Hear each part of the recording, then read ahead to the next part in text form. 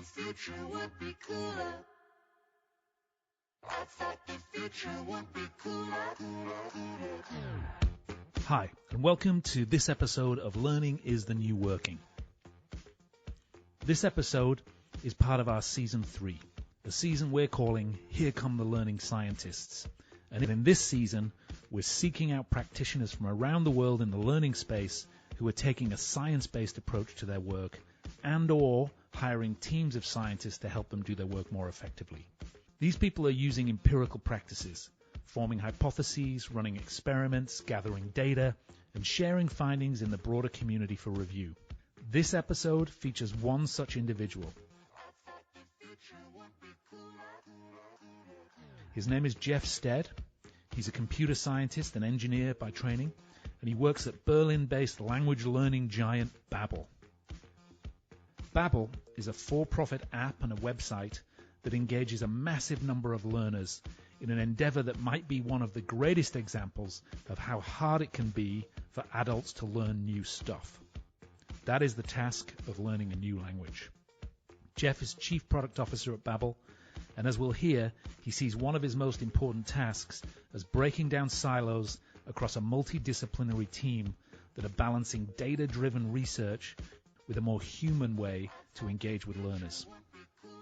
Prior to his current role, Geoff was EVP of Didactics at Babbel, that's their learning philosophy, and prior to that he led product and learning design teams at Cambridge Language Assessments in the UK and mobile phone technology powerhouse Qualcomm here on the west coast of the US.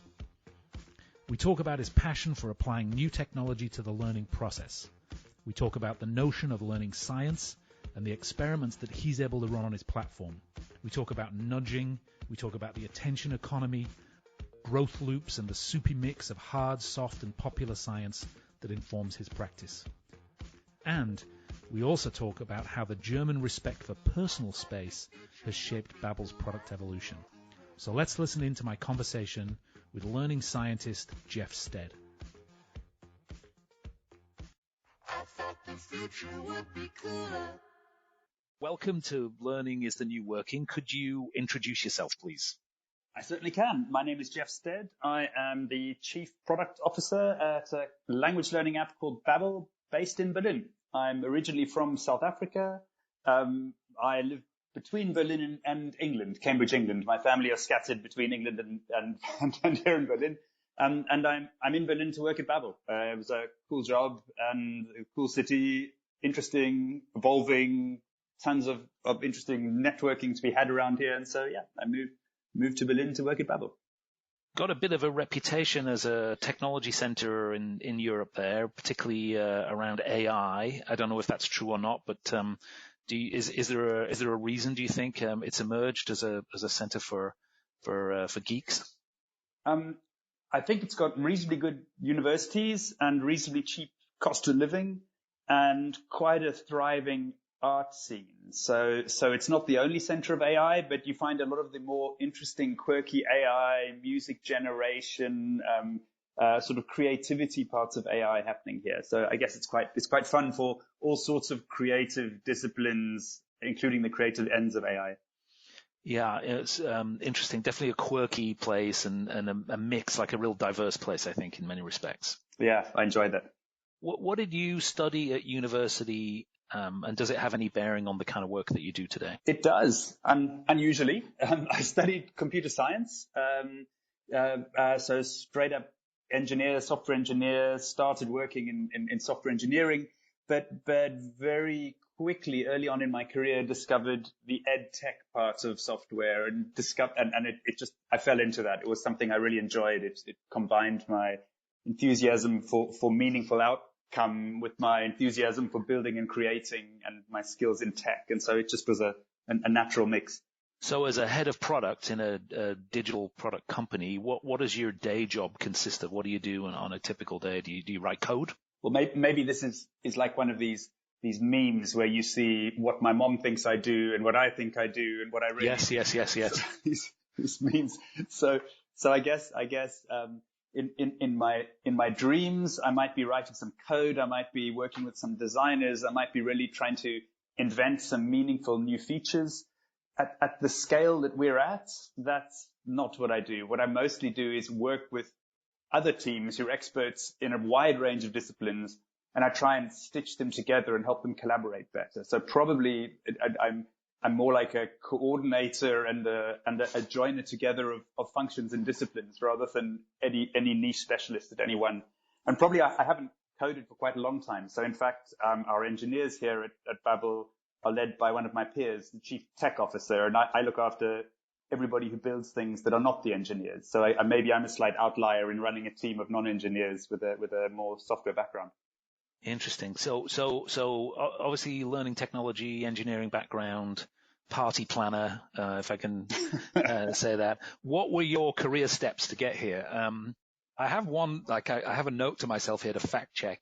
I know you worked for a US-based company. I don't know if you ever lived here. I did. I spent a very happy couple of years in San Diego, working for Qualcomm, the big mobile chip company. Of course. I was a sort of led a rogue software development team that was embedded inside the L&D department. So I was a senior director of the L&D department, but ran a mobile app development team who were building mobile websites and mobile apps for Qualcomm employees. So it was fantastic. We had access to the latest code, sort of code base to features that weren't even on wide release yet, augmented reality, virtual reality, all sorts of unusual, quirky mobile tools. And we were building educational or sort of work-based learning apps out of that. Sounds like an amazing playground.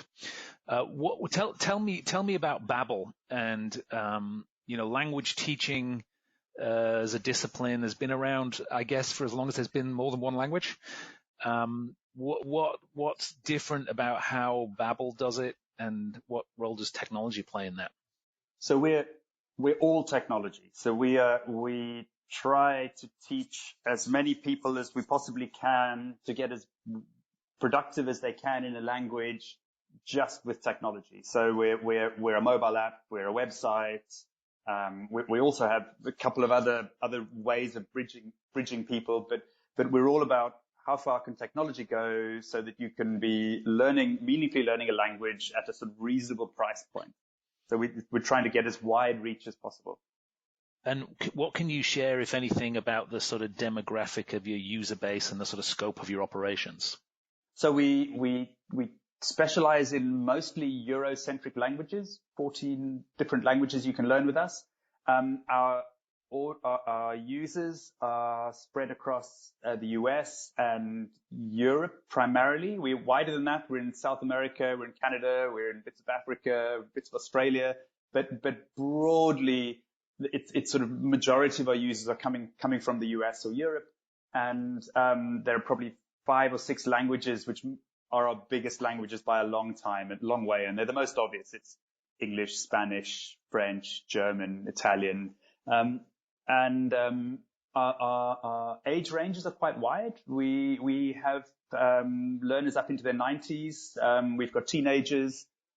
We see quite different slices of behavior in different geographies, sometimes to do with age, sometimes to do with preference. So we have way more big screen users, sort of desktop learners in Germany in the slightly older demographic. We have dominant mobile users in the US, so, and different patterns of use accordingly. But so we're fairly broad. And I'm guessing it's not tens or hundreds of people that you're serving. No, millions. I mean, we have we're an enormous operation here. We have 650 employees in a huge big warehouse in the center of Berlin. It's if you imagine hipster tech language enthusiasm, if you try and put all those words together in your mind and just whatever comes to mind, that's pretty much what we are. So we're from all over the planet, a reasonable number of them uber language geeks, and the rest are tech geeks or marketing geeks. And we all sort of mixed up together and trying to find a way of teaching as many people as possible as productively as we can. I love it. And presumably trying to make some money too. What's the business model, Geoff? Yep, we're a subscription model. So we the classic mobile app story would be freemium, and we probably could be described as freemium, but really we encourage you to start paying as quickly as possible. We give you a small taste of the product, but the paywall comes fairly quickly in your experience with us. We're fully funded by our learners. We figured out fairly early on that if we're not funded by the learners, it's an incentive to slightly trivialize the learning, to keep you in and to keep you repeating things, even if you're not progressing. And actually, we wanted to be focused purely on what really helped learning, even though sometimes maybe I want a quick fix, but we think you really need a slightly bigger chunk of learning. Quick fix won't really help you. We try and steer you towards that. So we're more motivated by your learning outcome in the end because you're paying us than keeping you in so we can show you ads. Oh, that's interesting. Do you think paying for things helps people with their own motivation to be engaged?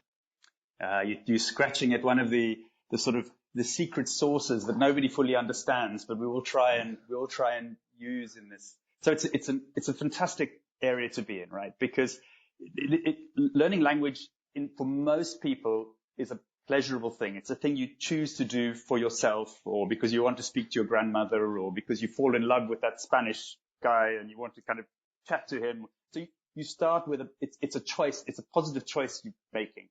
Maybe similar to other behavior change stuff, yoga. I want to get fit. It's these positive choices you're making.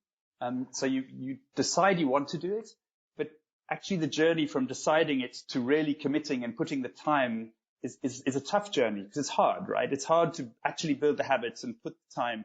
You need 20 days, 30 days of doing it every day before it starts to feel like the natural thing you want to do. And I don't know about you. I struggle to put 20 days of focused time into something, right? It's hard to do. So there's all sorts of tricks that help motivate you. And, the dieting programs kind of swear by the fact that if you pay, you make more effort because you feel you've got some vested interest. It's a bit harder to get in. So I guess I'm sure that's part of it. I'm sure it's not the only part, but it's one of the pieces of the magic sauce that we sort of mix together to try and encourage you to put enough time in to become that learner that you're aspiring to be. I definitely want to come back to this whole topic of learner motivation because I know it's something that you think a lot about, and I definitely want to come back there. But just in terms of sketching out this wonderful image you've created of the hipsters at Babbel, what kind of roles do you hire? So I assume language learning specialists. You've mentioned them already, but kind of in your product team. And do you have science-based roles? Do you have data scientists and neuroscientists and people who are thinking about the science of learning? We do. I have a team of about 20-something people who are all about data. They're data analysts, machine learning. It's sort of so it's all about the sort of data analysts and deciding. I have another team which we call instructional designers here, but it's not exactly the same term as instructional design in the US. And several of them come from a sort of behavioral science background, or sort of to trying to understand the more motivational sciences side. So yes, we do that. Those are probably our biggest number crunching science type people. But if you look across the business, obviously data drives a lot of what we do. So the reason that we think our product works well is partly some sort of unique ideas and approaches to language learning that we have. And it's partly the science that's out there in the marketplace already that you can learn from, and the sort of theories that you can build on. And it's partly just repeated practice, looking at the data, looking at what happens with people, looking at which combinations of things worked and didn't work, iterating, improving. And so we've got kind of 10 years of these iterations looking at live usage patterns and live data through our product. And so that's the magic sauce is the combination of those things. So it's all about trying to understand data. I guess the rise in AI and the machine learning and some of the hype around that has probably accelerated some of our use of data in the last few years. So previously we would look at the data, understand what was happening, and then change the product. And we're now moving towards a place where the product adapts itself slightly based on what it's learning as data comes in. We're not kings of that by any means. We're sort of following other gurus, but we're trying to understand how to close the loop between the insights that come out and how the product adapts. So I think when I think of like doing learning and teaching at such a